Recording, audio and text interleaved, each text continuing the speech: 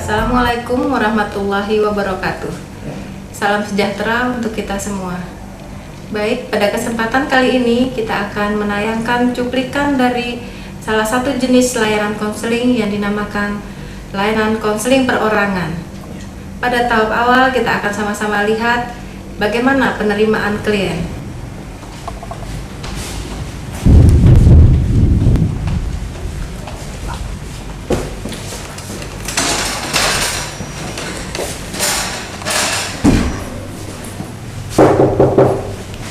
Ya, silakan masuk. Ya, Waalaikumsalam, apa kabar? Baik, Kak. Gimana Ibu? Silakan duduk. Iya. Gimana kabar Bu? Alhamdulillah Pak, baik. Ya, kelihatannya ada sesuatu nampaknya yang mau Ibu bicarakan, kayaknya terburu-buru, agaknya sepertinya seperti itu. Gimana Ibu? Apa yang bisa saya bantu? Mengatur tempat duduk dengan jarak 80-100 cm, konselor harus memerhatikan klien dengan pas foto.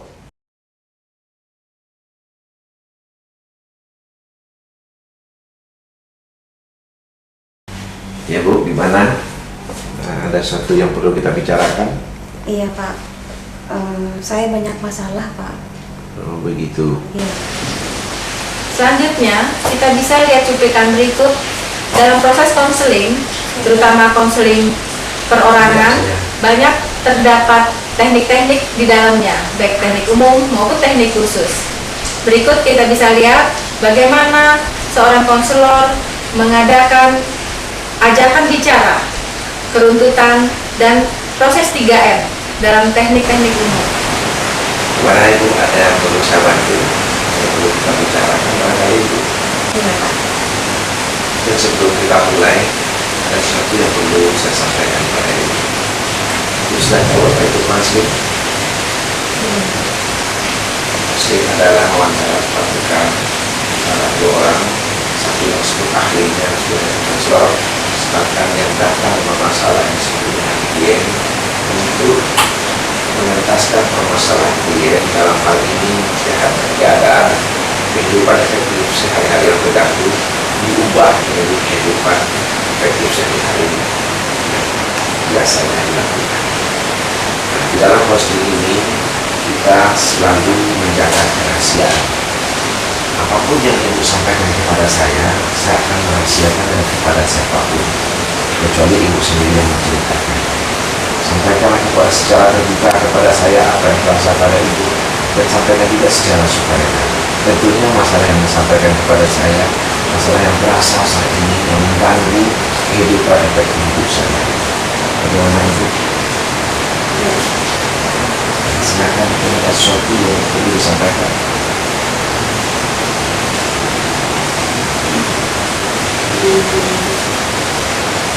Ya, tadi saya sudah bilang bahwa saya akan merahasiakan apa saja yang Ibu bisa ceritakan kepada saya. Tidak usah ragu pada saya. Ya, saya memang ada masalah Pak. Iya. Dan saya butuh, insya Allah Bapak bisa menolong saya untuk mengatasi masalah saya ini. Insya Allah mudah-mudahan saya bisa. Ini Pak, Ya Bu. saya ditugaskan Ya. oleh pemerintah daerah saya Ya. untuk kuliah di Kota Padang ini, Pak. Ya. Sementara di satu sisi saya punya keluarga, Pak. Iya. Saya punya suami, Iya. saya punya anak, Ya. yang tentunya mereka juga membutuhkan kehadiran saya. Selanjutnya kita akan melihat cuplikan berikut bagaimana seorang konselor akan memberikan pertanyaan terbuka kepada klien. Kemudian kita lihat dorongan minimal. Ya. Tadi Ibu menyatakan bahwa Ibu kuliah di Padang di kampus Sulawesi Utara. Ibu berasal dari daerah yang jauh di sana, meninggalkan suami, meninggalkan anak-anak. Iya. Kira-kira apa yang jadi masalah pada Ibu, bisa diceritakan? Iya, itulah Pak masalahnya. Di satu sisi saya dihadapkan oleh karir saya, pekerjaan saya yang menuntut Iya. bahwa saya memang harus mengikuti pendidikan ini, Pak. Iya. Di satu pihak juga atasan pemerintah daerah saya menginginkan bahwa saya juga bukan hanya pendidikan PPK saja, tapi saya Iya. harus juga menyelesaikan pendidikan S2 di Universitas Negeri Padang. Ya bagus itu. Iya, tapi itu berarti Pak membuat saya lebih lama di Padang ini. Pada kesempatan kali ini, sebagai lanjutan dari proses konseling, kita akan melihat bagaimana seorang konselor melakukan penafsiran, baik isi maupun perasaan, merefleksi, serta menyimpulkan. Kelihatannya Ibu merasa bingung, merasa sedih meninggalkan anak, suami, nun jauh di sana. Bagaimana Ibu? Iya, itu benar Pak. Dan Apa yang Ibu rasakan? iya, saya benar-benar bingung dan sedih Pak. Yang membuat saya bingung karena di satu pihak saya pekerjaan dan karir saya menuntut seperti ini. Iya. Sementara di satu pihak Pak, Iya. saya menyadari bahwa saya adalah seorang ibu Iya. dan istri bagi suami saya. Tentunya kehadiran saya juga mereka butuhkan. Oh begitu. Jadi dengan demikian tentu anak Ibu dengan suami merindukan Ibu, bukan? Iya, itu jelas Pak. Selanjutnya, pada tahap berikut dalam proses konseling perorangan, kita akan melihat bagaimana seorang konselor melakukan teknik umum berupa konfrontasi. Tadi Ibu menceritakan bahwa sementara Ibu ingin kuliah, ingin menyelesaikan S2, di satu sisi Ibu rindu dengan anak dan suami. Nah, bagaimana itu? Ya itulah Pak masalahnya. Yang jujur sampai sekarang saya sulit memecahkannya. Apa yang sudah Ibu lakukan? Saya banyak melakukannya dan selama ini saya sudah sering musyawarah dengan suami saya. Ya, Dan dalam musyawarah itu suami saya menginginkan untuk hubungan komunikasi lewat HP itu tidak akan pernah putus itu. Iya. Jadi misalnya pagi saat anak saya pergi ke sekolah mungkin suami saya akan telepon sehingga saya bisa berkomunikasi dengan. Berikut ini adalah teknik umum, yaitu pelaksanaan di mana seorang konselor dan klien mengadakan teknik transferensi dan counter transferensi. Selanjutnya bisa diikuti bagaimana nanti seorang klien itu menangis, kemudian seorang konselor mengadakan teknik umum yaitu suasana diam. Alhamdulillah Pak, ya. saya bisa bertemu dengan Bapak. Saya bisa menceritakan pada Bapak apa yang selama ini jadi buah pemikiran saya. Ya. Jujur Pak, Ya. dengan berbagai masukan yang Bapak berikan pada saya selama ini, saya mendapat pencerahan Ya. bagaimana dan apa yang seharusnya untuk saya lakukan. Saya bahkan merasakan Bapak itu bahkan mirip dengan suami saya Pak. Ibu, perlu kita ketahui bahwa suasana kita saat ini adalah antara konselor dengan klien, dan yang kita lakukan sekarang adalah konseling. Barangkali mungkin kita kembali kepada persoalannya Bu, bahwa ibu adalah rindu dengan suami dan anak. Nah, ibu diam. Nangis. Iya, Pak.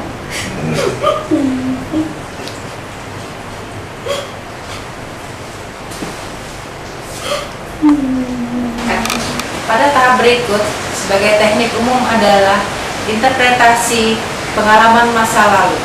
Kita simak bersama konselor menanyakan sesuatu kepada klien. Ibu, Ya. selama ini pernahkah ibu berpisah dengan suami dan anak sebelum ibu kuliah di S2 dan PPKN? Bisa diceritakan ibu? Iya pernah. Ya. Sebagai seorang pendidik ya Iya. di daerah Ya. saya memang sering banyak diutus untuk mengikuti pelatihan-pelatihan ataupun penataran. Ya. Mungkin harinya sampai paling tinggi itu 2 minggu. Ya. Juga pada tahun kemarin Pak, Iya. saya juga pernah mengikuti sebuah pendidikan ya, Ya.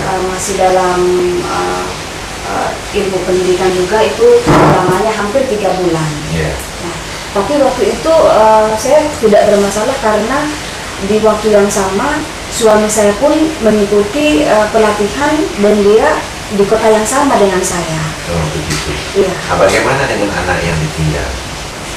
Waktu itu karena pelatihan itu bertepatan dengan liburan semester ya. Ya. Jadi saya mengajak anak saya. Oh, begitu. Iya. Selama ini kegiatan-kegiatan ibu yang meninggalkan suami dengan anak bersamaan, ada tidak? Kalau ada, mungkin ibu bisa ceritakan. Secara selama ini nggak ada Pak. Dalam teknik konseling, selain teknik-teknik umum, kita masuk ke dalam teknik khusus yang bisa dilakukan seorang konselor menghadapi kliennya. Saat ini kita akan melihat bagaimana seorang konselor melakukan pemberian informasi dan contoh pribadi. Kita saksikan bersama. Jadi ibu menceritakan merasa rindu dengan anak, dengan suami. Untuk mengusir kehidupan ibu, barangkali ibu bisa mengikuti kegiatan-kegiatan manfaat di sini. Di Kota Padang ini banyak kegiatan-kegiatan untuk ibu-ibu. Misalnya ada karaoke, kemudian ada senam, ada juga pertemuan-pertemuan ibu-ibu di Pemda. Kemudian juga ada misalnya ibu bisa pergi ke pustakaan atau kelompok-kelompok daripada ibu-ibu di tempat ibu tinggal. Bagaimana itu? Iya, insya Allah saya akan berusaha untuk memikirkan hal itu Pak. Gitu. Saya dulu pernah berpisah ibu. Ya. Saya 3 tahun dulu sekolah di Jakarta. Sementara saya baru menikah. Yang salah satu yang saya lakukan untuk mengusir kerinduan saya adalah dengan membaca, menulis.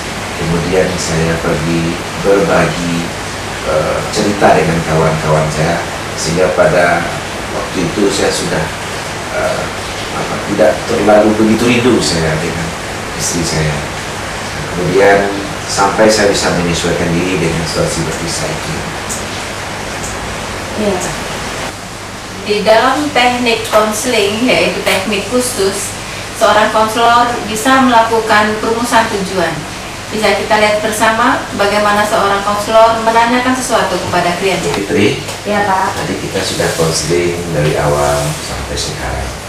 Tentu untuk yang akan Ibu Fitri lakukan ada tujuan-tujuan tertentu agar bisa terusir dari kerinduan tadi. Mungkin Ibu Fitri bisa ceritakan apa-apa saja yang bisa Ibu lakukan untuk mengusir kerinduan tadi. Iya Pak, yang jelas seperti apa yang Bapak katakan tadi, saya juga terpikirkan tentang hal itu, yaitu menyibukkan diri dengan mengikuti berbagai kegiatan-kegiatan ibu-ibu mungkin di RT saya. Ya. Ada seperti majelis taklim, Ya. ada dukungan ibu-ibu di situ yang sering membuat kegiatan-kegiatan keagamaan, ngaji bersama, Ya. dan lebih memusatkan pikiran saya, mungkin pergi ke perpustakaan dan lebih fokus pada mungkin tesis saya, Pak. Oh gitu. Iya. Dari sekian banyak yang akan Ibu lakukan sesuai dengan tujuan tadi, tentu Ibu sudah memprioritaskan kira-kira apa yang bisa Ibu lakukan untuk jangka waktu dekat ini. Oh ya, jangka waktu dekat ini yang jelas, Pak, untuk hubungan dengan anak dan suami saya itu jelas, Iya. pasti ada setiap Bagus itu, hari. ya. Ya, dan yang berikut saya akan berusaha untuk menyibukkan diri saya, misalnya dengan membaca buku-buku di ruangan tesis ataupun di ruangan perpustakaan pasca sarjana. Kapan itu Ibu mulai? Insya Allah secepatnya. Mungkin besok saya ke kampus, saya akan ke ruangan perpustakaan dan baca-baca di sana sehingga pikiran saya tidak terfokus lagi pada keluarga saya di daerah.